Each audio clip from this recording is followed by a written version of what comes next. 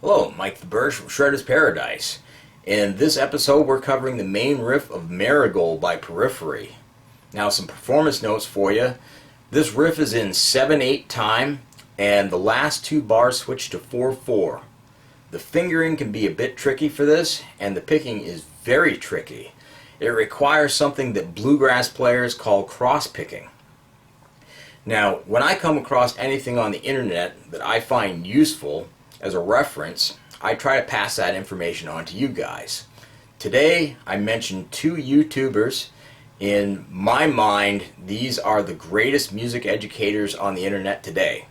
The first one is Rick Beato. Now, he came up in the last video, and he comes up again here because he did a video covering this riff on a video called Do You Gent. So, Rick arranges this for a 6-string guitar in drop C tuning. Now, any of you guys that know me know that I hate retuning guitars. So, I want one guitar that I can play in one tuning for the entire night. I do not want to retune, and I do not want to switch guitars. So, with that said, that's why I picked up an 8-string guitar. For this video, you will need a minimum of a 7-string in standard tuning. Now, if you don't have that and all you have is a 6-string, I'm going to refer you to Rick's video. The link is in the description. Moving on to the next YouTuber, Troy Grady is, in my opinion, the quintessential professor of alternate picking. Nobody teaches this skill better than he does. Now, Troy has a video where he interviews Steve Morse, and they cover high-speed cross-picking in great detail. Now, you need cross-picking skill in order to be able to play this riff. Therefore, I've put the link to this video in the description as well. Alright, with all that out of the way, let's jump into it. So let's break this down. We'll start out by talking about the chords. So you get a C minor there. Sound really muddy with all this distortion to play it all together. Beautiful. And all I'm doing, I'm taking this note right here and I'm moving it back so that people can play it on a 7-string.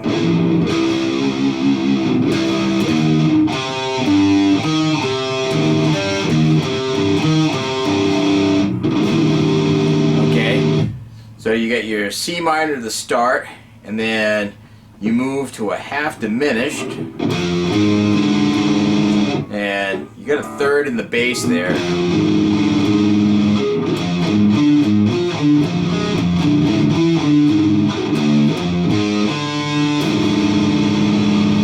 Okay, then you move to your 5 chord, and this is a dominant chord, so we're talking you're using some harmonic minor in there.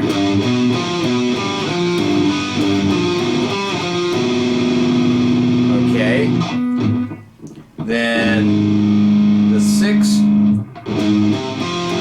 that's a major chord, but you've got a major 6 going in there, and you're bouncing. You got the 7 right there, the major 6. So it's nice extensions. Then you move back to your dominant.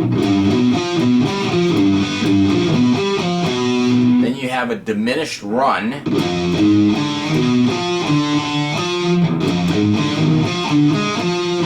And harmonic minor to finish it out.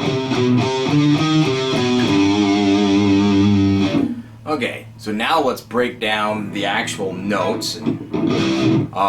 Again, this is in 7/8 time. 1, 2, 1, 2, 1, 2, 3, 1, 2, 1, 2, 1, 2, 3.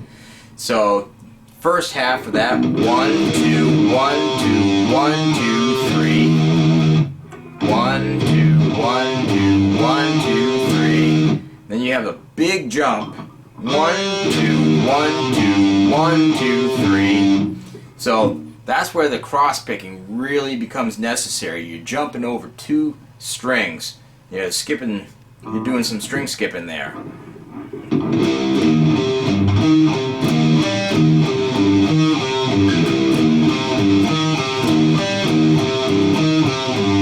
pretty tough to keep that clean. Alright, moving to your next chord. 1, 2, 1, 2, 1, 2, 3. Again, you get your big jump set up there. Then you're jumping up here. 1, 2, 1, 2, 1, 2, 3.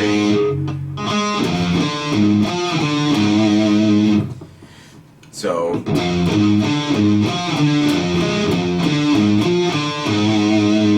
then you come up here to your dominant chord.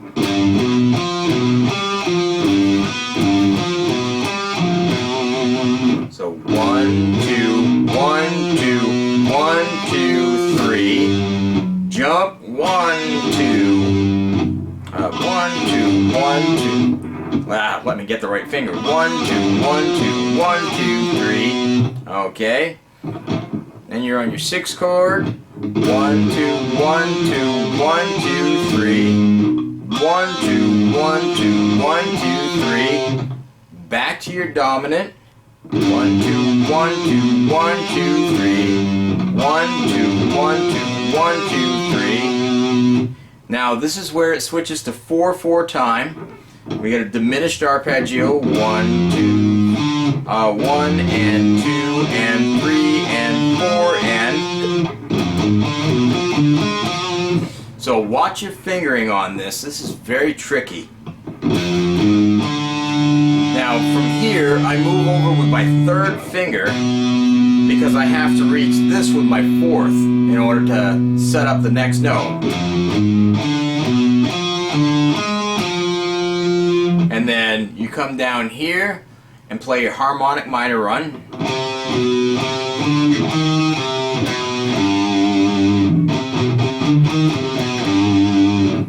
Okay, so let's put the whole thing together slow.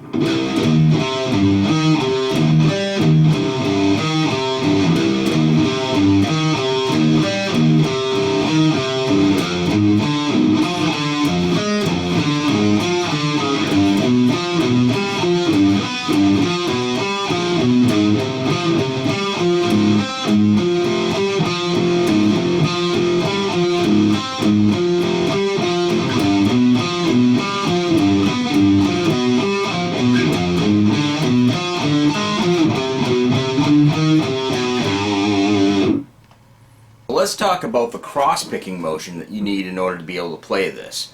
So normally when we're playing speed picking runs, you're using this tiny little precise motion with your picking hand. And not to say that this isn't precise, it is, but it requires a wider kind of strumming motion. That way it frees you up to jump over strings. I call this the double escape motion. Basically what you're doing with these wide motions is you're hitting the string at the bottom of the arc and immediately rising over the string so that you're free to move wherever you need to go. So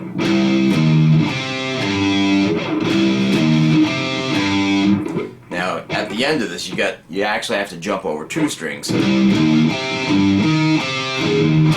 Right there.